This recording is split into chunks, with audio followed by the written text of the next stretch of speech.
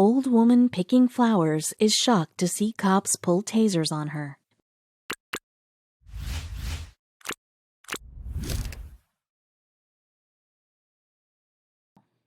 Misunderstandings are commonplace in our everyday lives, and most of the time, a breakdown in communication doesn't have any real lasting impact.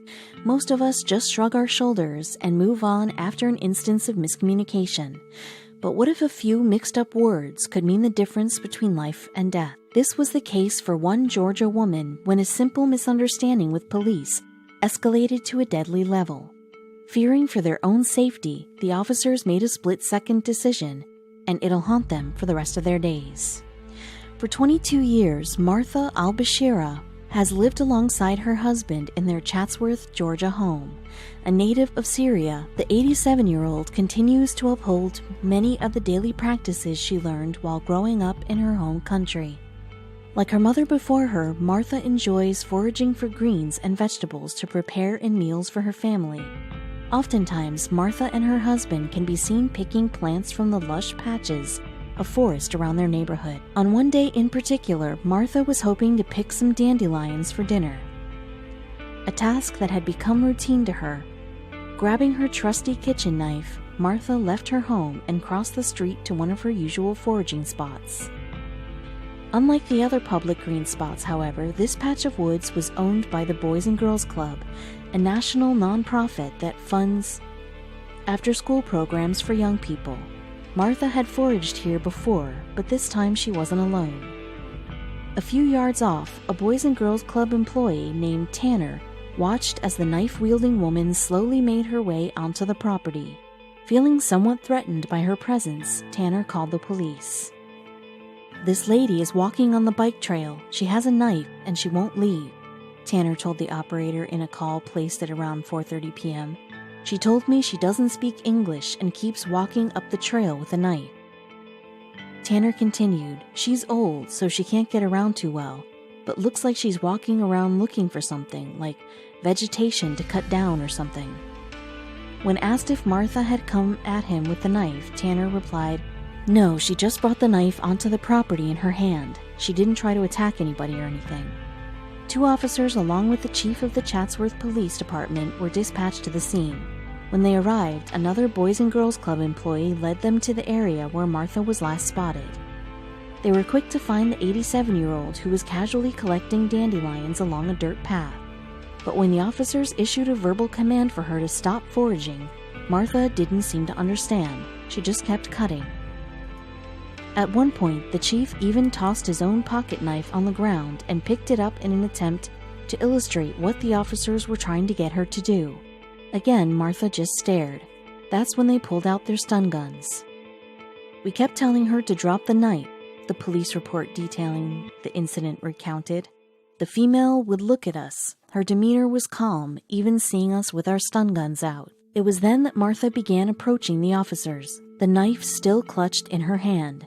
Seeing no other choice, one of the officers fired his taser, sending the elderly woman crumpling to the ground. The officers quickly handcuffed Martha, who was both terrified and confused. She was then taken to the Chatsworth Police Station, where she was charged with obstruction of an officer and criminal trespassing. Chatsworth Police Chief Josh Etheridge defended the decision. "In my opinion, it was the lowest use of force we could have used to simply stop that threat at the time," he told the Daily Citizen News. Etheridge continued, "And I know everyone is going to say, an 87-year-old woman, how big a threat can she be? She still had a knife. An 87-year-old woman with a knife still has the ability to hurt an officer." Martha's family, however, had a different take on the matter. Not only did they believe the officers unnecessarily escalated the situation, but that their tasering of the elderly woman was completely out of line. They clearly stated she was not a threat to anybody and told them she was gathering vegetation, said Jeff Dean, an attorney working on behalf of the family to get Martha's charges dropped. Clearly, there was no threat. Martha fully recovered from the incident, but her family said the confrontation with the officers took more of a mental toll on her than a physical one. For Martha, the escalation from a normal day of picking flowers to one spent in a jail cell was something she just couldn't wrap her head around. She is still repeating the incident over in her mind and telling us she didn't mean for this to happen and apologizing that she didn't want to bring this on us, her granddaughter Martha Doone told the Daily Citizen's News. She is having trouble sleeping and is stressed. An internal investigation has been launched by the Chatsworth Police Department to look further into the incident, but as of now, no criminal wrongdoing has been established. If the case between the al-Bashira family and the CPD were to escalate, however, then the Georgia Bureau of Investigation would likely have to intervene. Believe it or not, Martha is not the first elderly woman to have an unusual run-in with the law. Death can be difficult for anyone to deal with, especially when the person they've lost was their significant other. This was especially true for Jean Stevens, who, at 91 years old, had seen more than her fair share of people coming and going. When her husband of 60 years, James, passed away in 1999, Jean simply couldn't bear it. The couple made so many great memories together over the course of their marriage, and she didn't know what to do after she was suddenly left alone without her best friend. Jean attended the funeral along with her friends and family, but she was having a difficult time accepting the fact James was gone forever. So she decided to do something most people would never even consider. After James's burial, Jean had his embalmed body dug up from the cemetery just so she could see him again. It was certainly a strange request, but the groundskeeper granted it for her. But that wasn't all. If that wasn't strange enough, Jean took her obsession with seeing her husband one step further. She actually brought James's corpse home with her and kept it hidden in her garage. Jean's odd desire to keep her deceased husband's body in her home didn't end there. She had the exact same thing done for her twin sister when she passed away 10 years later in 2009. Jean kept an old couch pushed up against one of the walls inside her garage. This is where she placed James's corpse. She kept her sister in a spare room of her home, and she used perfume to mask the growing scent of the decaying bodies. Jean kept both family members in her home for quite some time, and she made sure to do everything in her power to make sure they were comfortable. She treated them as though they were still alive, and for a while neighbors suspected nothing.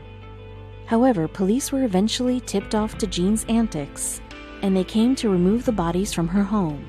When they asked her why she had done it, she simply said that she wanted to be able to touch and talk to her loved ones at any time.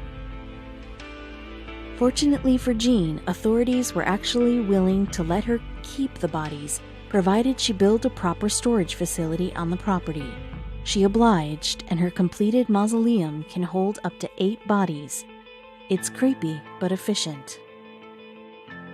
Jean's story wasn't the only case where death played a prominent role in the interior design, for lack of a better phrase, of a home. Many people around the world have houses that seem to emanate eerie energy. Take this home located in Hartford, Connecticut. Realtors had a tough time selling this house because of its rather creepy interior. Just take a look inside to see for yourself. With its red motif, would you want to shack up in a place like this? You'll immediately notice the peculiar blood-like designs that covered the walls in the kitchen. Not only that, but it also appeared as if the cupboards were slashed with a butcher's knife. It truly looked like the set of a horror movie. The bloody prints were not only found in the kitchen, though. You could see them in just about every nook and cranny of the home, including on the steps and all over the walls. This house in Connecticut may not be as unusual as Jean's in Pennsylvania, but they both had a similar eerie feel to them, especially since Jean actually had deceased bodies in her garage. It would take a brave soul to visit either of these homes. Of course, the red stains that covered the walls in the Connecticut home weren't actually blood, but they sure did look like it. Whoever owned the home before putting it on the market had a very unusual sense of design. The backyard even had a makeshift gazebo that looked as if it could double as a place for a satanic ritual. It would be difficult to truly enjoy the outdoor space with a creaky, loomy structure like this, huh? Not many people showed interest in purchasing the house, and it was easy to see why. At present, the home was still on the market, though the real estate agent remained convinced that someone would come along who was interested in